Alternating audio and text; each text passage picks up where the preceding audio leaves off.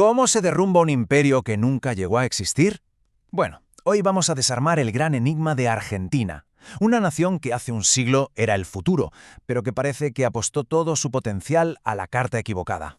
Miren, es que para que nos hagamos una idea, a principios del siglo XX, Argentina no era una promesa, era la promesa.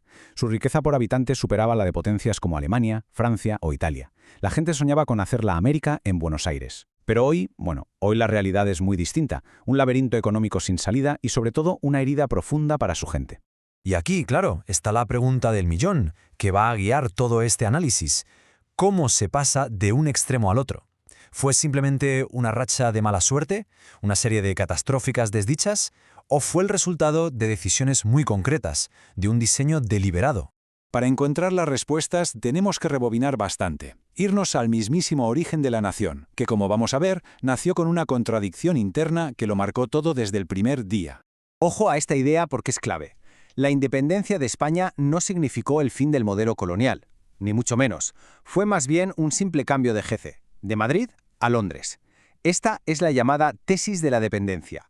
La élite del puerto de Buenos Aires no quería una soberanía real. Lo que quería era una aduana libre para venderle al Imperio Británico.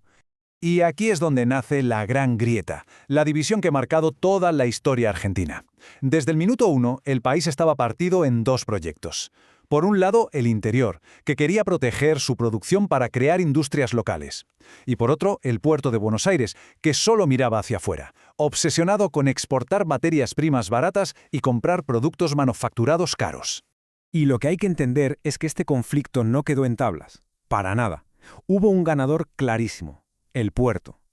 Argentina tomó una decisión estratégica que definió su futuro. Decidió ser el supermercado del mundo, y más concretamente, la granja de Gran Bretaña.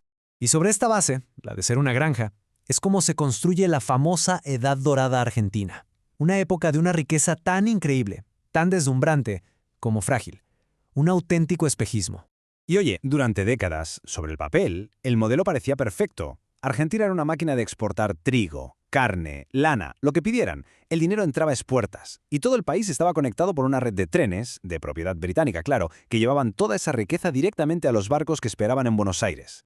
Esta frase que ven aquí lo clava, lo resume a la perfección. Sí, eran prósperos, pero eran una colonia.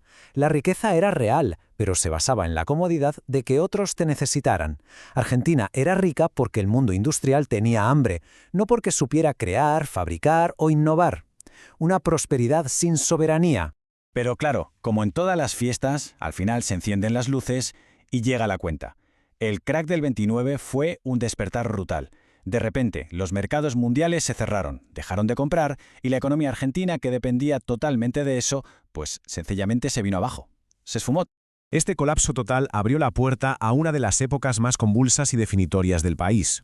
Un ciclo de intentos, de fracasos, de violencia, un péndulo sin fin que marcó a fuego todo el siglo XX argentino. Y en medio de todo este caos surge un fenómeno que parte la historia del país en dos: el peronismo. Fue, seamos claros, el primer intento serio, sistemático, de romper con todo lo anterior.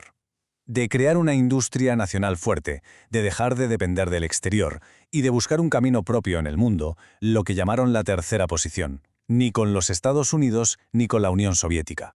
Pero este intento de cambio radical provocó una polarización brutal, una división irreconciliable.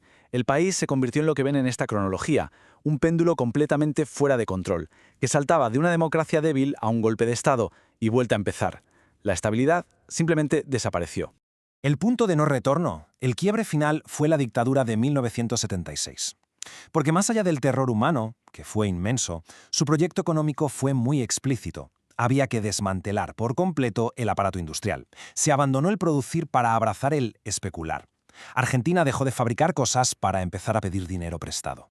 Con la vuelta a la democracia, el país no salió del túnel. Entró en un nuevo laberinto. Tuvimos la burbuja de los 90, vendiendo todas las empresas públicas, las joyas de la abuela, que explotó en la terrible crisis de 2001. Luego llegó una década de precios récord de la soja, una oportunidad de oro, que se malgastó en vez de usarla para reconstruir la industria. El resultado a día de hoy, un país con la mitad de su gente viviendo en la pobreza. Y todo este camino nos trae hasta hoy, a la pregunta final.